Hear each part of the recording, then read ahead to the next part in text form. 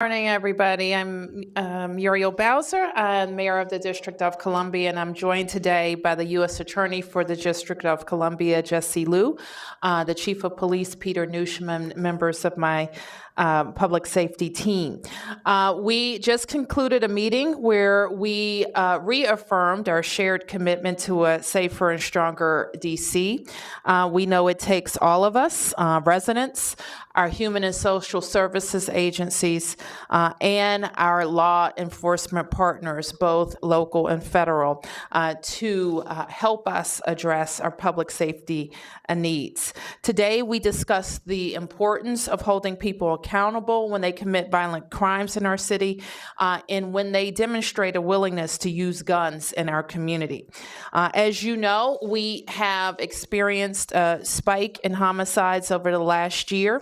At our mayor council discussion last week, my team and I discussed the law enforcement and public health strategies we're going to implement, that we continue to implement, in order to prevent violence and create opportunities for D.C. residents. On Friday, Attorney General Karl Racine and I were here to announce an additional commitment of $6 million, a new investment in workforce training and violence interruption efforts. Additionally, last Friday, our Office of Neighborhood Safety and Engagement graduated its second cohort of participants in the Pathways program. This program focuses on providing direct and constant intervention with individuals who are most at risk of perpetuating or falling victim to violent crime in our city. And now, today, we're here to discuss another component of our comprehensive approach. This morning, we discussed gun violence and how we, with our federal partners, can work together to prevent and reduce it. U.S. Attorney Liu has been dedicated to this work for years, including a 4-year stint as an assistant U.S. attorney in D.C., prosecuting violent crime, drug trafficking, and gun cases. She understands the need to see our criminal justice system hold people accountable for their actions in the district. As you all know, our system of criminal justice involves both federally and locally run agencies. And this system makes having strong partnerships with our federal partners all the more important. So during today's conversation, the U.S. Attorney and I discussed how we can expand this partnership among the Metropolitan Police Department, the Department of Forensic Sciences in the district, and the U.S. Attorney's Office, particularly on gun cases and violent crimes. Currently, our Department of Forensic Sciences, the DC's Crime Lab, meets regularly with prosecutors to prioritize their testing schedules. In addition, MPD works with the Bureau of Alcohol, Tobacco, and Firearms, the Drug Enforcement Agency, and the Federal Bureau of Investigations on significant cases, including the recent drug bust that netted a large amount of heroin, cash, and guns in Ward 7. Today, the U.S. Attorney briefed me on a new strategy her office has launched that will take more illegal gun cases, specifically cases where a previously convicted felon is subsequently arrested and charged for illegally possessing a gun. These cases will go to the D.C. District Court. I support the U.S. Attorney's strategy and believe it will send a clear message. Gun violence will not be tolerated in the district. It sends the clear message that there will be swift and certain accountability when people are arrested, felons in possession of guns. And today we are primarily focused on this specific charge, felons in possession. As we have seen time and time again, it's a small number of repeat violent offenders that are responsible for a significant share of the gun crime in our cities. We know that guns have a devastating effect on families, neighborhoods, and our entire city, and reducing this violence requires an approach that is not just specific to law enforcement, but also focused on human services, justice and the community. And together, we know that we will address every aspect of the problem we are experiencing currently. So with that, I want to turn to the U.S. Attorney for her comments, and then we'll be available for questions. Thank you so much, Mayor Bowser, and I'm very, very pleased to be here. I'm grateful for the opportunity today to meet with the mayor, with Chief Newsham, and other leaders of the District of Columbia to discuss what all of us can do to combat the serious problems of guns and gun violence in our city, particularly the recent increase in homicides, which is quite frankly completely unacceptable. As U.S. Attorney for the District of Columbia, my top priority is the safety of the people who live and work in this city, and that means protecting them from the danger posed by illegal firearms. At our meeting this morning, I reinforced my office's commitment to get illegal weapons off the streets and to prosecute those who carry them illegally and who use them to commit violent crimes. As I told the mayor earlier, we are doing everything we can to respond to and to prevent gun violence in the nation's capital. Along those lines, we've launched a new initiative with MPD and our federal law enforcement partners that target felons who possess guns in this city. Now, I want to be clear about who we're talking about. These are individuals already convicted of a serious crime who have no business carrying a gun. They're armed repeat offenders.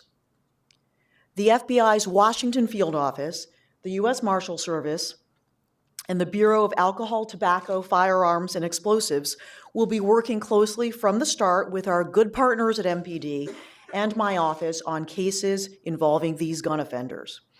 Other federal partners will also support this mission. This strategy will enable us to leverage local and federal law enforcement resources throughout the district from the ground level up, giving us an opportunity from the very start of a case to try to find out where these firearms are coming from, how they're being used, and what we can do to prevent further violence.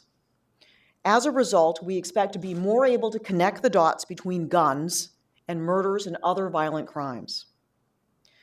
The message today should be clear. All of us, the mayor, MPD, our federal law enforcement partners, and the dedicated prosecutors in my office are working together to make this city safer. And we ask that the community continue to collaborate with us to reduce gun violence. Every violent crime in this city is one violent crime too many, and we're going to stop and prosecute every one we possibly can.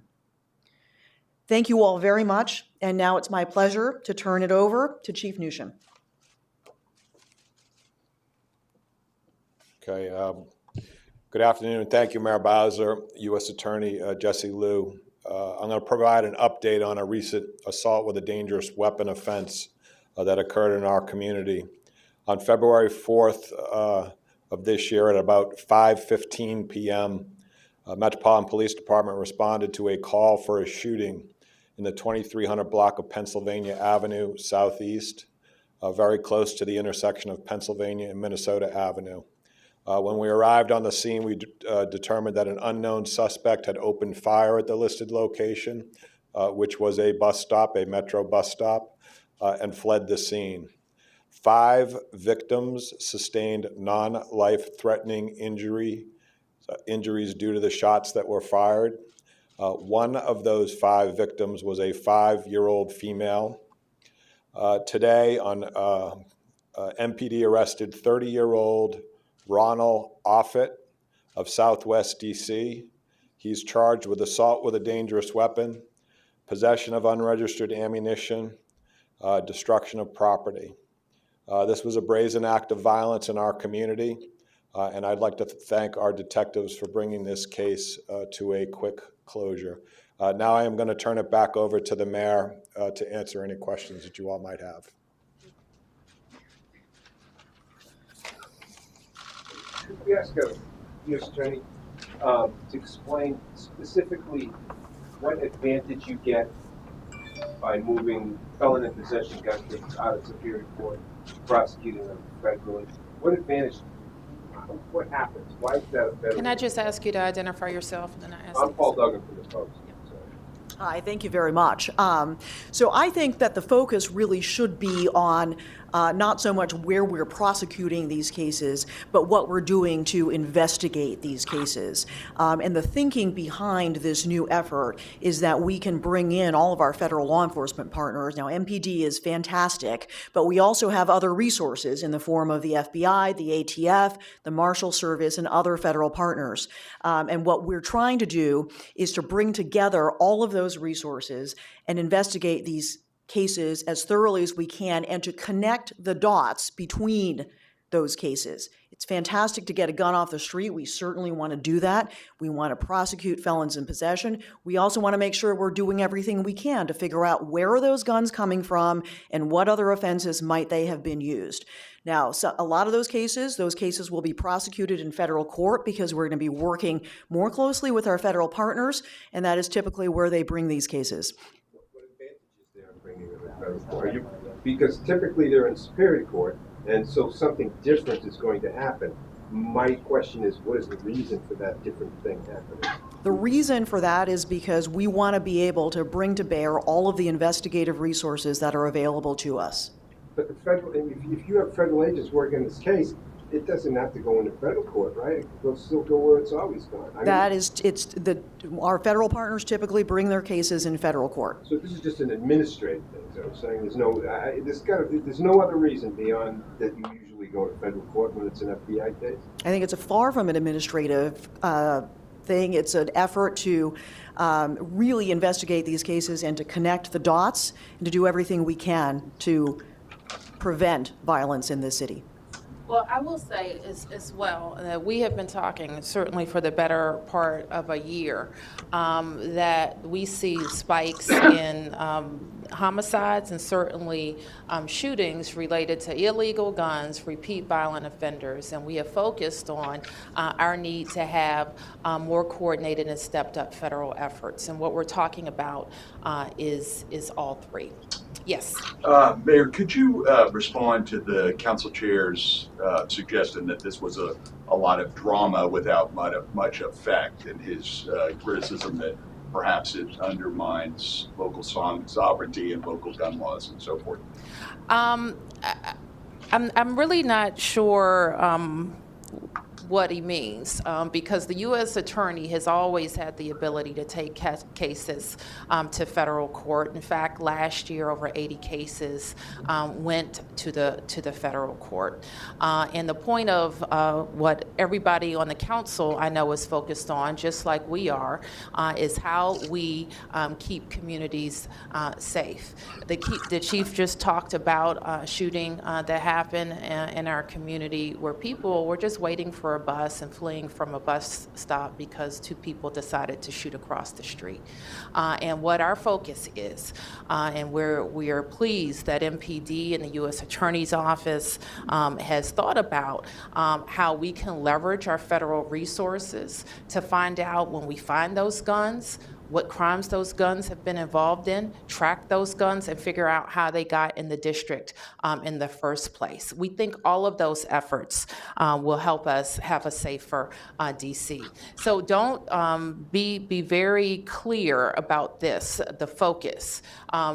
Felons in possession of guns we know, make up a big part of our homicide cases.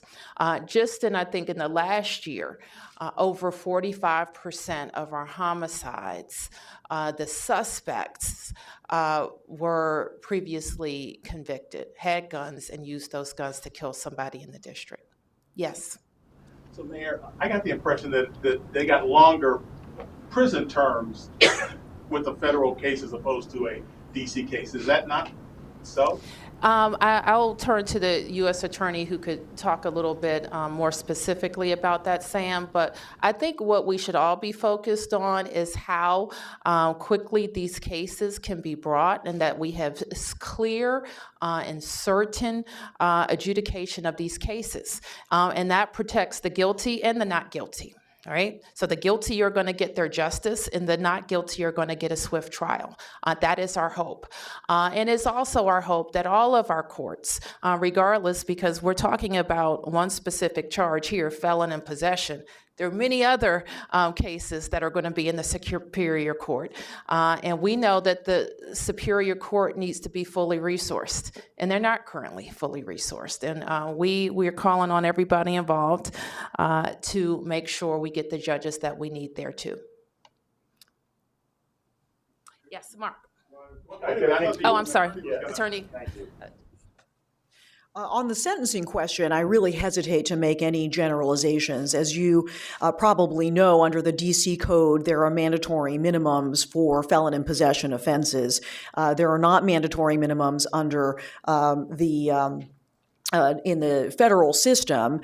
There are sentencing guidelines that used to be mandatory and are no longer mandatory, and in some cases would provide for a higher advisory sentence than the mandatory minimum would, but every sentence is extremely fact-specific. So I really hesitate to make any generalizations. Our focus here, again, is bringing to bear all of the investigative resources that we can, both from our local partners and our federal partners, to build the best cases we can and to connect the dots as much as we can.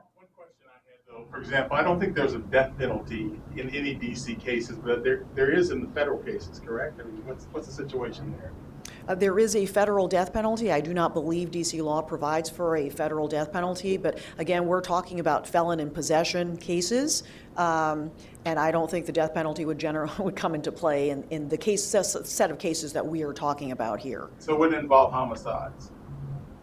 As our focus is on felons who are in possession of cases now, of guns, and homicides. Of course, we typically prosecute in Superior Court. Obviously, every charging decision is again case specific. So, where there's a basis for a federal charge, I can't say that we would, never prosecute a case like that in federal court. But in general, our homicide cases are prosecuted in Superior Court. So, U.S. Attorney, you don't have enough to do these agencies, the FBI, ATF, already? I'm sorry. What do you? I'm saying you're taking on some cases that these agencies normally wouldn't take on. So I'm just saying it looks like there's more work for them. So you don't have enough to do already? All I can say is that they are extremely concerned, as are all of us, about the rise in homicides and very concerned about preventing violent crime in this city. And I'm very impressed with the way that all of our partners, both the MPD and our federal partners, have stepped up to do this work in order to protect the city. So it's a short-term thing? No, sir. I'm very impressed with how much they're willing to take on to protect the city. So I'm saying what this project is a short-term project. No. Okay. Matt, regardless of where they're prosecuted, in Superior Court or Federal Court, will there be any change in whatever policy you have or whatever rules of thumb your people use in terms of plea bargaining, dealing with people, reducing charges, just basically to keep the docket? Are you going to be tougher on that? Are you going to be less likely to cut deals with felons in possession than you have been in the past? Well, I think every case we're going to again look at from a sort of individual perspective, and so I really don't want to speak in more general terms about that. Is that a subject that would come up in discussions on how you're going to handle these cases, informally or formally in your office? We're always thinking about the best way to handle our cases. Chief, I'm sorry. Can I ask a question of you? Is it Mr. Offit? Yes. Is he a felon in possession of a gun? We know he has a criminal record. We're trying to confirm whether or not he was a felon in possession of a firearm. So whether he would fall under this new system isn't This system is for felons in possession. Those are standalone gun possession cases, as the U.S. Attorney mentioned, of people that have previously been convicted of a felony. One of the things that has also been said, and I think it's important to note, that data suggests that those folks that are involved in that type of behavior is a precursor to our shootings and our homicides in the city. So when we are seeing that folks that are convicted felons that subsequently go out and pick up a firearm, it's an indication that at some point in the future, they could potentially be involved in the shootings and the homicides that occur in our city. To have all of the federal resources, I can't thank the U.S. Attorney and our federal partners enough for stepping up under these circumstances, to see that there is an urgent issue in the District of Columbia. When you have 160 homicides in this city, that is 160 too many. To see the increase that we had last year, to see our federal partners reach out a helping hand and say this is an idea that we think will help. Like I said, I can't thank them enough for this. And then the other piece that was not mentioned is that the federal agencies largely are the ones that are assisting us with the trafficking of firearms in the District of Columbia. As you know, that is a federal charge. The FBI, ATF, U.S. Attorney's Office will be in a better position when we're working collaboratively with them on all these felon in possession cases to identify how these firearms get into the District of Columbia. That will be an unintended consequence of this, but I think it's going to be in the best interest of public safety. So can I just, so what we're typically talking about switching into U.S. District Court is just that solo charge of felon in possession That's of a correct. firearm. If there's an additional charge of attempted murder or whatever, that might remain in Superior Court. That's correct. Yep. So the value that I see is that all of our federal partners are going to be involved on these cases on the front end. If there is an ability to track where the weapon has been used across our city or even in other jurisdictions, the ATF will be able to provide that information through the NIBIN matches with the Department of Forensic Sciences. If there are other issues about cases that they have seen that have occurred outside of this jurisdiction, the FBI may be able to bring intelligence into that. So I think that having the collaboration on the front end and bringing these to district court is going to be very beneficial with regards to investigations on these gun crimes. And make no mistake about it, over almost 80% of our homicides last year were committed with a firearm. We've said it over and over again, illegal firearms, repeat violent offenders, and collaboration with our federal partners, we believe is the way to have an impact on this spike in homicides. How many cases a year, Chief, are we talking about here? I think last year we had in the neighborhood of 350 felon in possession arrests. So could we ask the U.S. Attorney that question? How many cases do you anticipate shifting this year from Superior Court to federal court? Oh, as the chief said, we had somewhere in the neighborhood of 300 last year that were in Superior Court, and we're sort of phasing in, bringing these cases in district court. So I think, at some point this year, we'll be, bringing essentially all of these in district court. And so the numbers of the public defender's office, both that are separate from D.C. Superior and the federal court, are, there's a contrast there. There are far fewer public defenders in the federal public defender's office than there are in the D.C. Superior Court public defender's office. Have you talked to those offices about how they're going to handle that burden? Is that a concern for you, how both the public defender's office and then the court system itself will handle this increased number of cases on their docket? We've spoken to both the district court as well as the Superior Court and to the public defenders in both courts about what we're planning to do, and we continue to dialogue with them about the best way to handle the increased caseload. Given this documented rise in both homicides and in gun violence more broadly, what's your administration's current working theory for why that's happening? What do you attribute the spike to? We attribute the spike to more lethality among the shootings that we've had. We have seen about, as the chief has explained over the last several years, about the same number of shootings, and the shootings have been more lethal in the last year. And why is that? We can surmise that we have had people that are in closer proximity. They're making more contact, and they may have more powerful weapons with more bullets.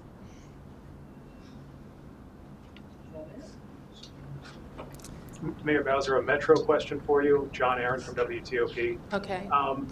It seems like Virginia's kind of the state, the part of the jurisdiction that really needs to get on board with everything for late night hours. Have you spoken to Governor Northam about that? I haven't. Okay. Do you plan to? I will get caught up with where we are with the Metro Hours discussion. I think I need to talk to our representatives on the board to see where we are. Does it seem like Virginia is not quite as on board as you are? I actually haven't touched base since we spoke about this last week in the Mayor Council breakfast. And at that moment, our board members thought that they were leading the charge. So I don't know if Maryland and Virginia are where they are at this point. Mayor Bowser, staying in Virginia, any reaction to Attorney General Herring acknowledging that he once appeared in blackface while he was in college? I only just saw a snippet of it, Mark, so I'm not going to comment on it.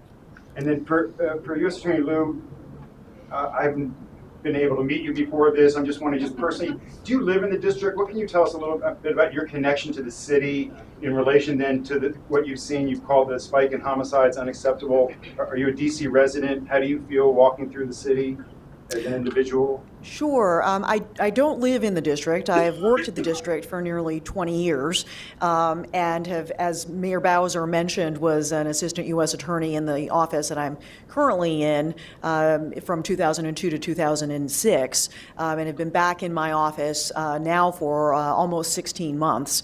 I care very, very deeply about the city. As I said, I've spent quite a bit of time here and care very deeply about the public safety issues that affect the city. And I understand that there are some who may be concerned about the fact that I don't live in the city, and I can only ask that I be judged by my actions with respect to my efforts to protect public safety here. Do you feel safe walking around the city, all parts of the city, all parts, day or night? You know what? I think that, it's very hard to generalize, but I think what we all need to do and what I would ask the community to join with us in doing is to collaborate with law enforcement and with the mayor's administration to make this city as safe as possible and to make everyone who lives and works in the city feel as safe as possible. And it's one thing for us, all of us, to talk about how we feel. But when I stand here, I'm thinking about how a 5-year-old feels who is running away from bullets at a bus stop. And that's where we have to keep our focus. Thank you. Thank you.